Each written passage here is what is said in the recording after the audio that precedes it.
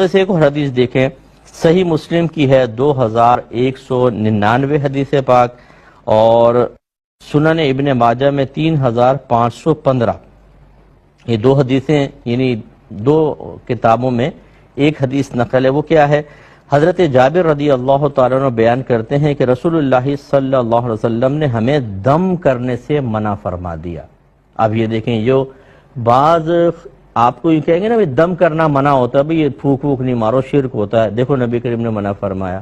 سنیں کہ کیوں منع کیا تھا، منع فرما دیا۔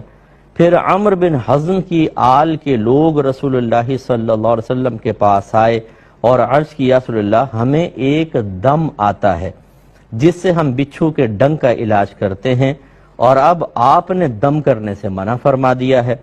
رسول اللہ صلی اللہ علیہ وسلم نے فرمایا کہ اپنے دم مجھ پر پیش کرو۔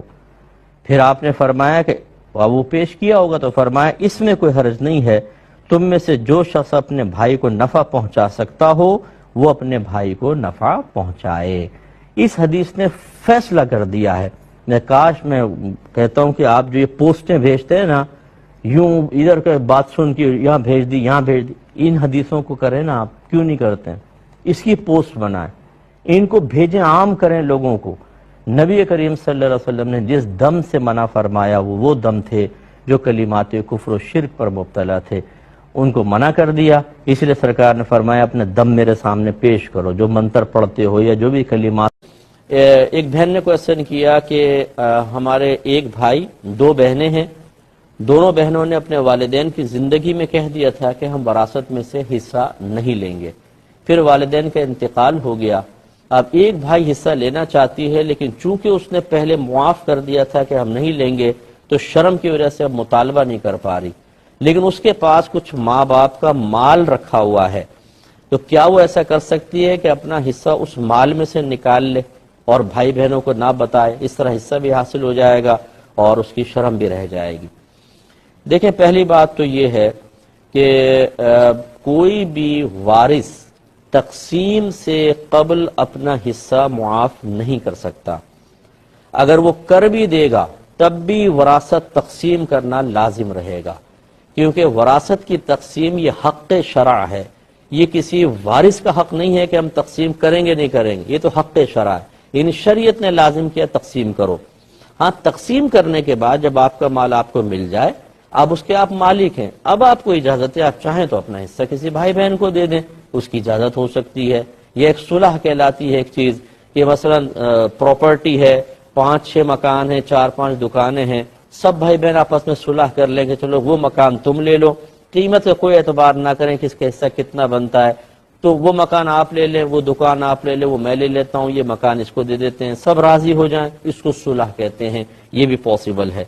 تو صلح ہو یا لینے کے بعد واپس دے دیں، وہ ایک الگ چیز ہے، لیکن پہلے معاف کر ہی نہیں سکتے، لہذا جب بچی نے معاف ہی نہیں کیا تو اس کو حصہ بالکل ملے گا۔ اب یہ بات ہے کہ شرم ہے، جھجک ہے، تو یاد رکھیں کہ اگر یہ بچی ان ماں باپ کے مال سے اپنا پیسہ نکال لیتی ہے، یہ بالکل صحیح ہے، شرعاً جائز ہے، اپنا حق کسی بھی طریقے سے حاصل ہو وہ حاصل کیا جا سکتا ہے، اس کو چوری نہیں کہتے ہیں۔ اس کی میں نظیر اور مثال حدیث سے عرض کر دیتا ہوں۔ ہندہ رضی اللہ تعالی عنہا سرکار کی خدمت میں حاضر ہوئی کہ یا رسول اللہ، میرے شوہر جو ہے وہ مجھے نان نفقہ مکمل طور پہ نہیں دیتے ہیں، تو کیا میں بقدر ضرورت انہیں بتائے بغیر ان کی جیب سے نکال لیا کروں؟ رحمت کونین صلی اللہ علیہ وسلم نے ارشاد فرمایا کہ ہاں تم نکال سکتی ہو، اجازت دے دی۔ تو نان نفقہ عورت کا حق تھا، وہ چونکہ شوہر ادا نہیں کر رہے تھے، تو بظاہر اگر ظاہری اعتبار سے آپ دیکھیں کسی کی اجازت کی بغیر اس کی جیب سے نکالنا چوری کہلاتا ہے، لیکن نبی کریم خود فرما رہے ہیں تم نکال سکتی ہو۔ اس کا مطلب یہ ہے کہ جب اپنا حق حاصل کرتے ہیں تو جو ظاہری اعتبار سے چیز نظر آ رہی ہے اس پیسے کو اس کی طرف منسوب نہیں کریں گے، یعنی چوری نہیں کہیں گے، بلکہ جو اصل حق ہے اس کی طرف منسوب کریں گے اور ہم کہیں گے اس نے اپنا نان نفقہ حاصل کر لیا۔ ایسی یہاں پر ہے کہ بچی وراثت سے تقسیم سے قبل معاف کر ہی نہیں سکتی تھی، جب کر نہیں سکتی تھی اس کا حق ہے اور اس نے اپنا حق لے لیا دوسرے انداز سے ہے لیکن بہرحال لے لیا۔ لیکن اس بچی کے مسئلہ پوچھنے سے مجھے کنفرم ہو گیا کہ اس کو وراثت کے مسئلے نہیں پتا، تو یہ اپنا حصہ کیسے نکالے گی اس میں سے کہ میرا کتنا بنتا ہے کتنا نہیں. یہ ہو سکتا ہے کم نکال لے، ہو سکتا ہے بہت زیادہ بھی لے لے.